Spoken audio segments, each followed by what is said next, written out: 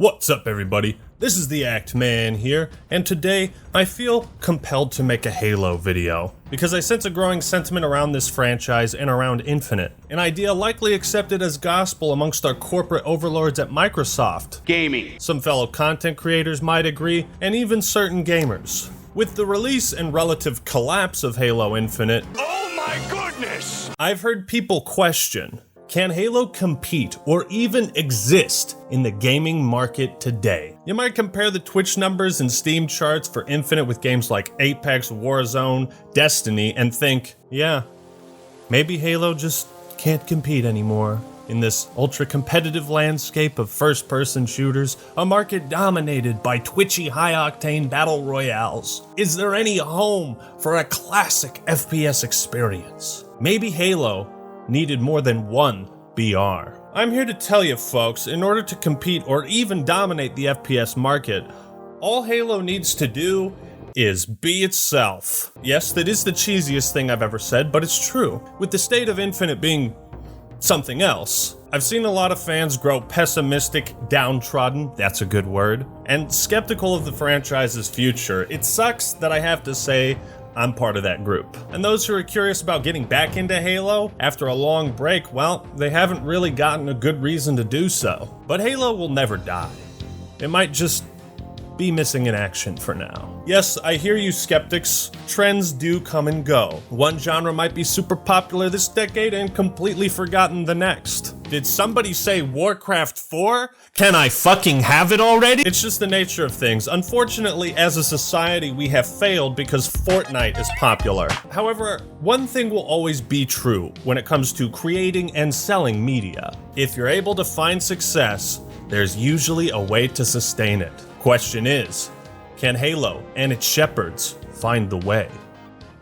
But before we jump into it, new orders just came in from the front. Apparently, this video is sponsored by Warpath, a free-to-play real-time strategy game for mobile devices. But now, Warpath is completely different from other strategy games. Having added new sniper gameplay, you can not only strategize on the battlefield as a commander, but also participate in secret missions and assassinate important targets. Make sure you choose the right weapon for a thrilling sniper experience. In Warpath, travel back in time to command your forces in historical battles. Every single vehicle and armament in the game can be customized for on-ground or aerial combat. So pick your poison, soldier. Of course, a true leader knows how to manage his resources, feed his troops, and what units to send into battle. You must learn to adapt to any battle situation, Commander. But sometimes it's through diplomacy that the real war is won. Forge alliances with other players and factions, or even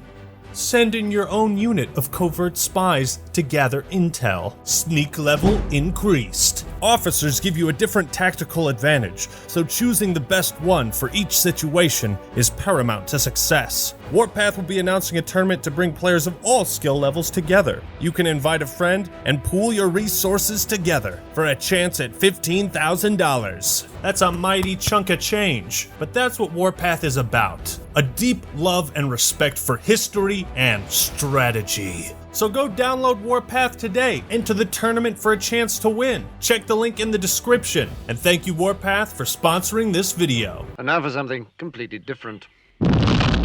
So my goal for this video is to offer a solution, an alternate reality where Halo can thrive. I'm going to show you exactly how and why Halo was popular. So here's my proposition to you, 343 and Microsoft. Alright folks, we're making a new Halo game, and with that we must remember the most important thing about this franchise. What is the most important thing, Mr. Act? Money? Money me now? No, stupid. Players.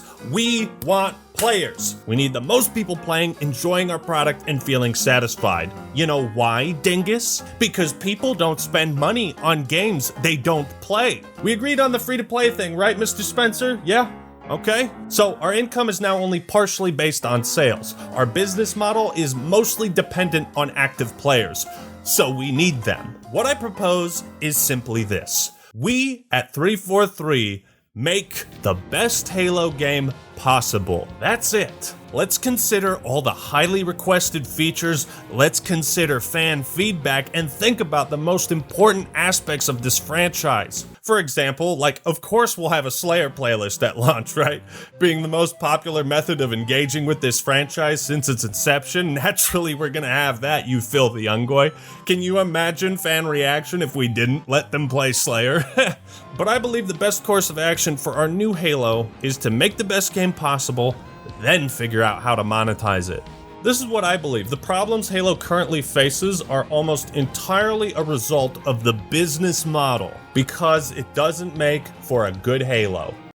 But why should you take my advice, 343 and Microsoft? I've never developed a game or led a team to collaborate on some massive project. Sure. But I know why people like Halo, and I know how you can collect their credit card information without pissing them off. This pisses them off. Is it good for Halo that now we have to spend $10 fucking for fucking blue? While trying to understand my own success on YouTube and the success of franchises I've been a fan of for decades, this is what I ask myself.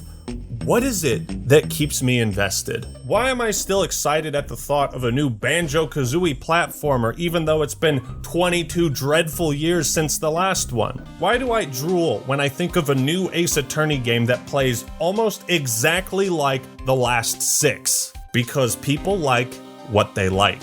Now, that sounds stupid because it is. It's stupidly simple. If people like what you make, they will want more, and they'll never stop wanting more. Call of Duty is the ultimate proof of this concept. We've complained for over a decade straight that the games are too similar, yet we can't stop buying them. Why? Because Call of Duty still provides that same core thing that made COD 4 such a breakout hit. Also, it's Modern Warfare 2. I mean, how am I supposed to resist? If your franchise is starting to feel stale and decline, it's not a bad idea to throw a monkey wrench into the engine. Maybe a different approach can breathe new life into a dying series. I don't have game dev sense, but me and Microsoft are in the same business. We sell entertainment. Content, if you will. And it's all about throwing shit at the wall and seeing what sticks and taking it as far as it can go. If you can keep your audience in a constant state of being satisfied with what you made and always hungry for more, then you'll be happy and you'll likely make way more money than you initially imagined. I'd summarize this idea in one word. Penis. Well, sorry, I think a 5th grader slapped my keyboard, and I always read my scripts as they're written. I'd summarize this idea in 3 words. Keep your identity. I lost something once. I lost something I couldn't live without. My identity. Remember that video I did on Halo's identity crisis as a military sci-fi shooter?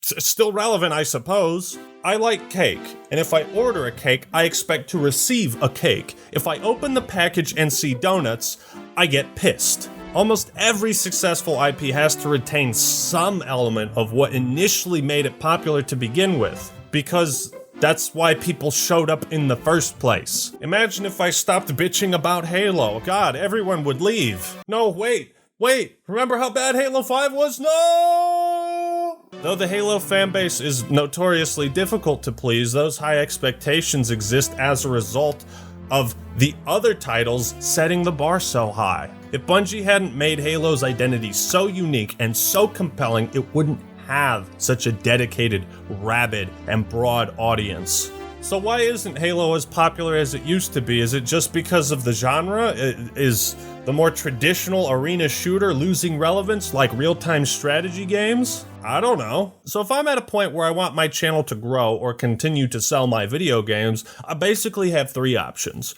Door number 1. I could create and sell similar games based on what has proven to sell, taking very little risks and not deviating much. Think of the first 3 Ace Attorney games. I cater to the core audience that already wants more, and I settle for that. Door number 2.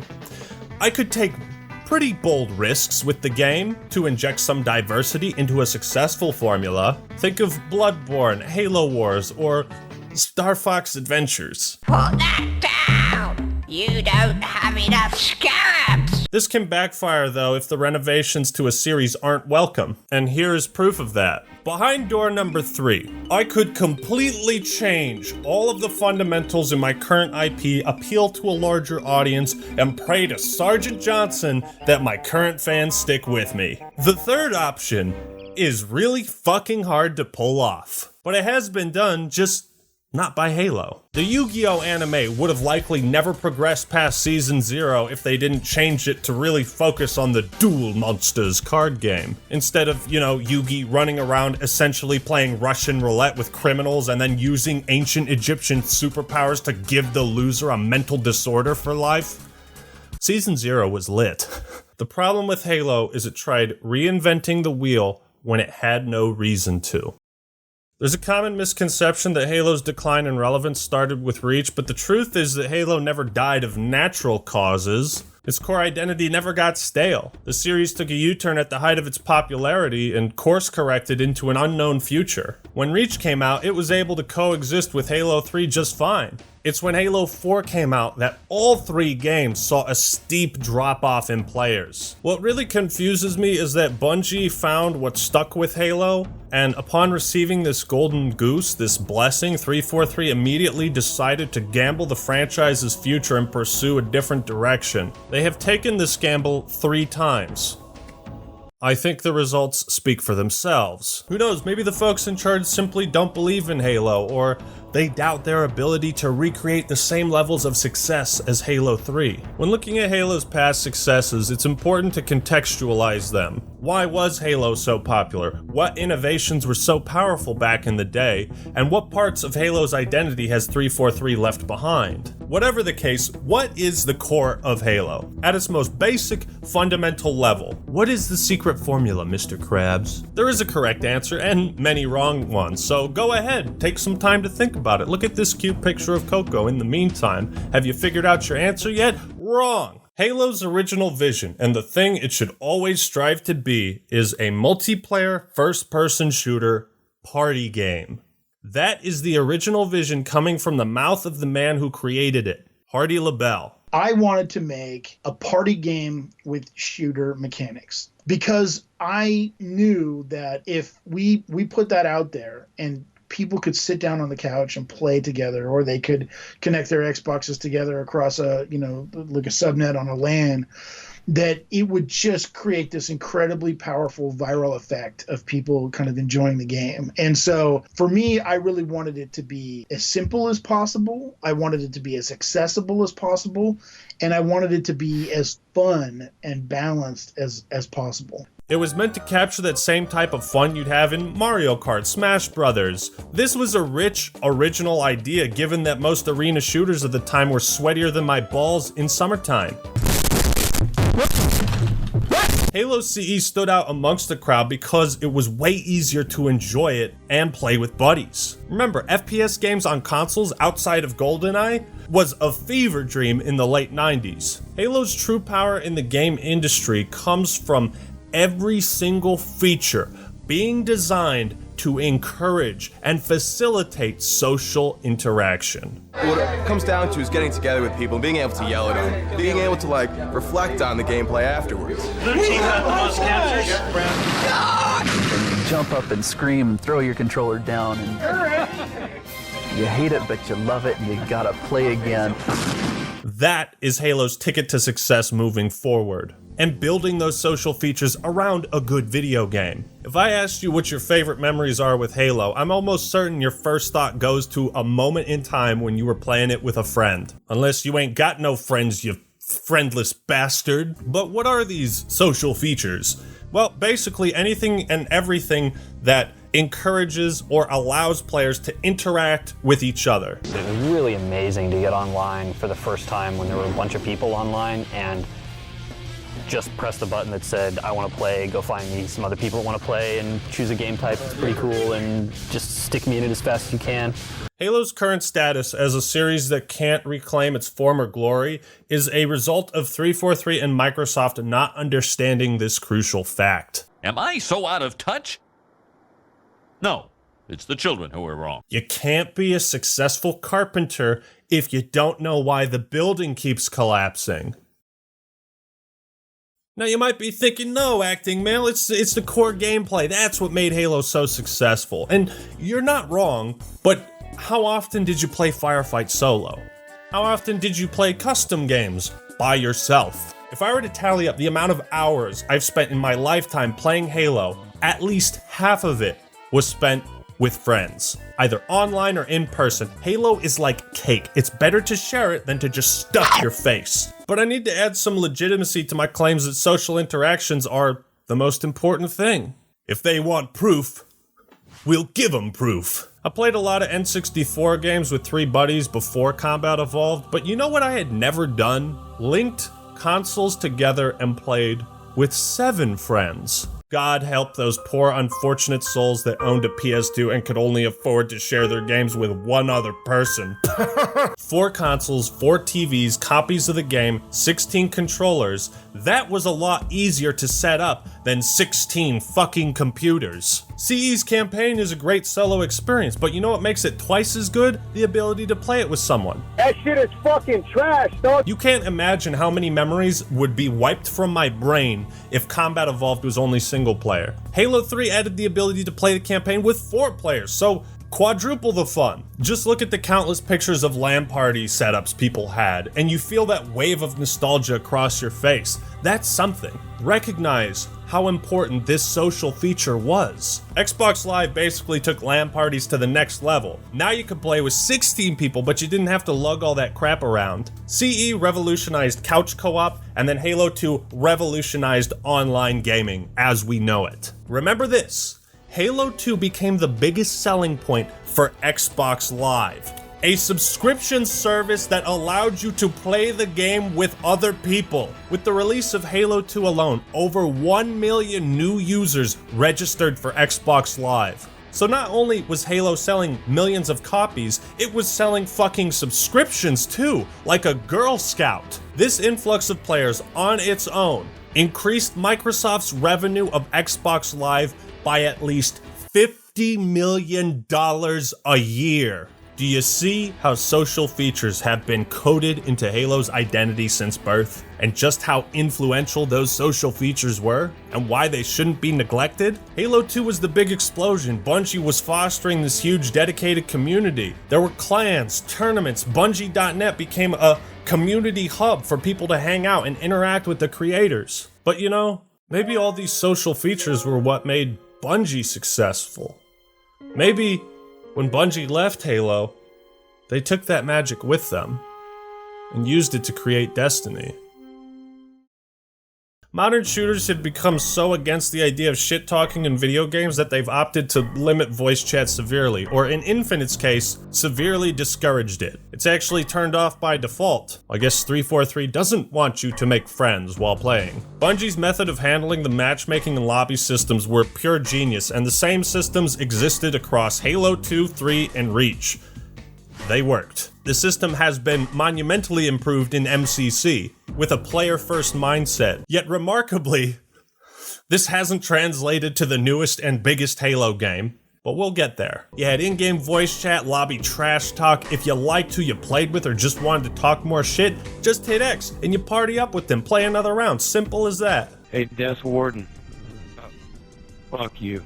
You don't have to go through recently played with and manually invite them to the game, just hit X. The countdown between matches allowed you to check stats and medals players earned, maybe see if one guy was camping with a fucking sniper the whole time. So Halo quickly became the perfect place to make friends and enemies. I mean, you might as well if you're gonna play video games. In fact, Reach kept a stat of which player killed you the most. You know, if you got shit on, maybe you'd play another match against that guy and just maybe you'd try to drag your nuts across his face.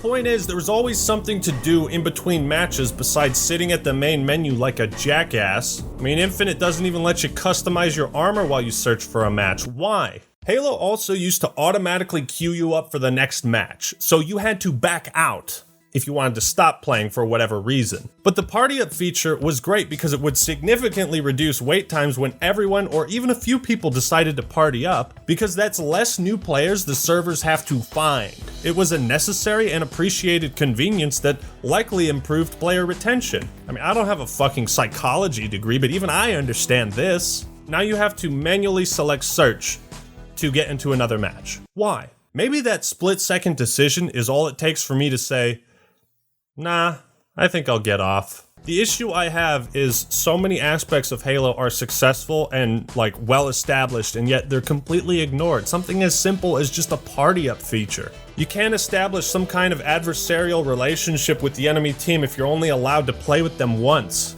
When Infinite first came out, I made some friends during a match, only to realize all too late that there was no post-game lobby. Nope, your conversation is over now, bitch. That's what 343 said to me. Yeah, what up? Oh, What up? the Act Man? Yeah, it's your boy. Holy shit! Wherever you were, man, I miss you. So, the fact of the matter is 343 has actively sought ways to cut social interactions out of a series that became popular because of its social features. If that sounds stupid, it's because it is. Forge, custom games, file share, server browser, theater. These were natural evolutions that just allowed the game to go viral. You also hear tales of skill-based matchmaking, and people like Mint Blitz, people who live in Australia, have god-awful experiences trying to find matches because there's no region select. So they might have to make Smurf accounts or use a VPN to get into matches. It's all these extra hoops people now have to go through just to try and enjoy Halo the same way they did in 2007. Like recently, 8 months after release, Infinite launched a beta version of a feature that allows you to play the single player with another person. That in and of itself is sad, but why do you need to fight things like this? It's just another hurdle you have to jump over. You have to sign up to play co-op. They make it so difficult for no discernible reason. Map voting or vetoing also gave players a say in what you'd play next. You had some agency. I love democracy. Because Halo is a series that has a lot of ways to play, and you may not really like team lasers. Just cut the bullshit, let me experience the game how I want. With Halo 3, the series took a turn towards accomplishments and showcasing them. Look at how sick my recon is. Oh snap, you've got the flaming blue helmet? Wow, that means you must have done something pretty cool to get that. Maybe I should try that.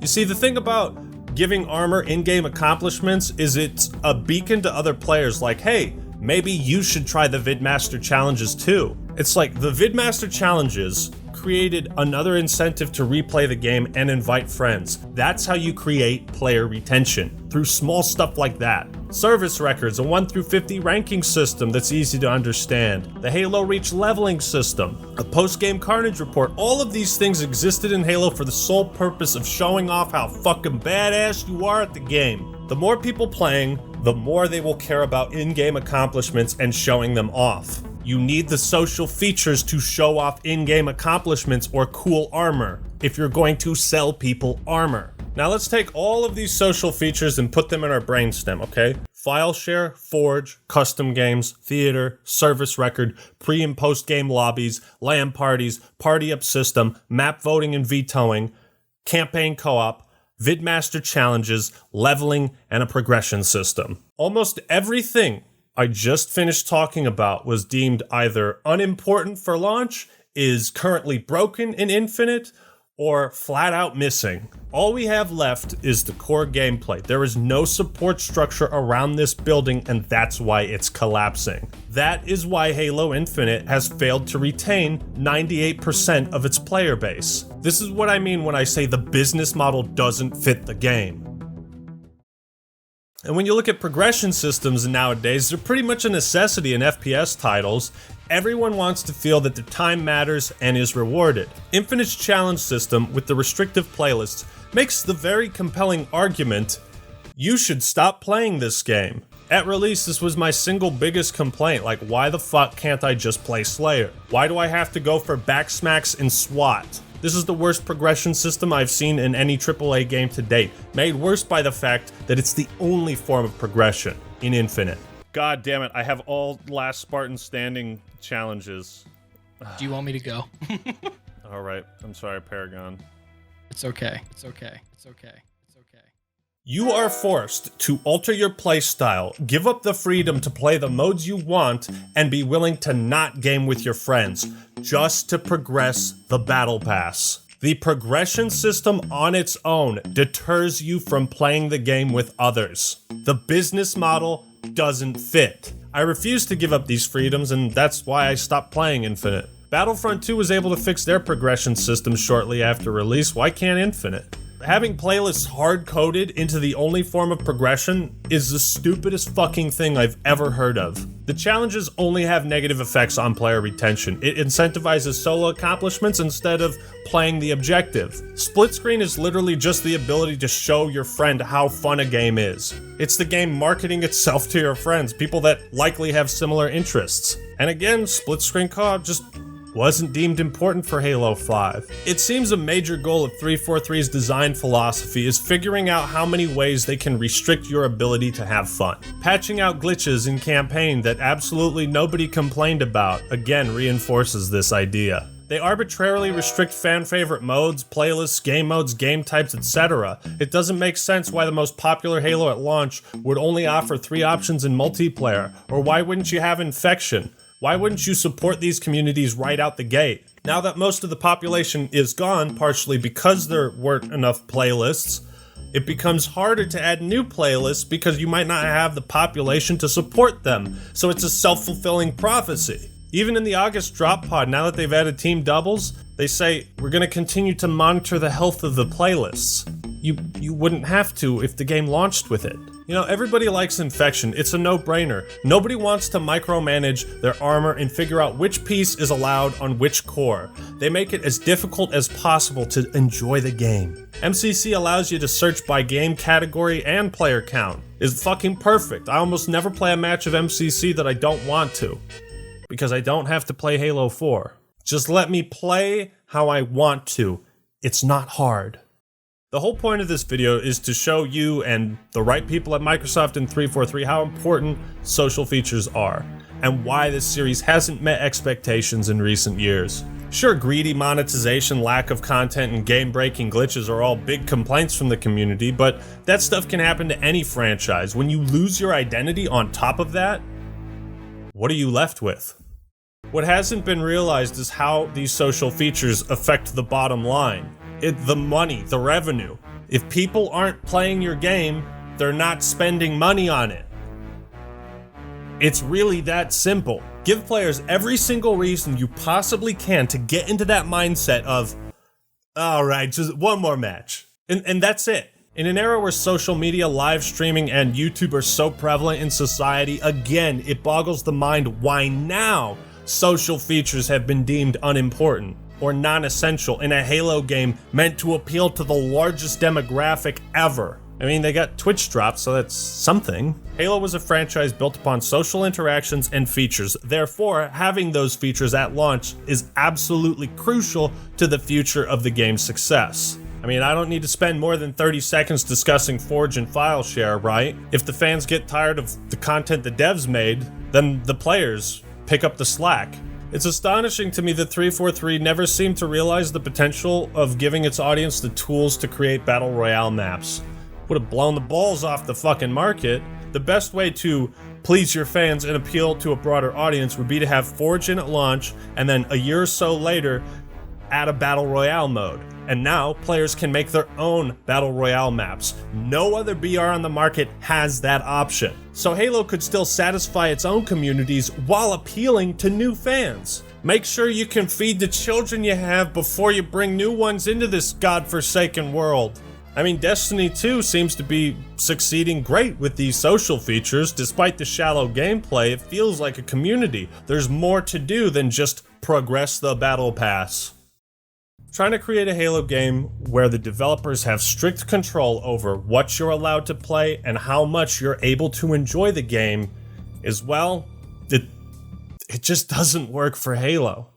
It doesn't fit the business model. I can tell you that as a fan, having offered 6 years worth of feedback on all of these things that I think are important, I feel like most of my feedback has been completely ignored. Knowing that I share many opinions with those that were in the Forerunner Council, I imagine a lot of their feedback was ignored as well. And I just can't help but wonder how unanimous issues like armor cores and the progression system have yet to see any major changes. competitive players had to all agree not to use the Mangler in a money tournament. They all agreed, we're not going to pick this weapon up, we're not going to use it, and all of them had to avoid it. And that was because 343, for some reason, wasn't willing to swap the Mangler out with something. It's like, if everyone in the competitive scene is doing the same thing, why aren't you doing something about it too? It just, until the right people at 343 and Microsoft realize and understand that Halo needs to be first and foremost a social party game, then I'd say prepare for another decade of disappointment. So while this video was mostly negative, I mean, we'll see what happens with Forge. I don't expect any huge major updates to Halo Infinite until a decent ways into 2023.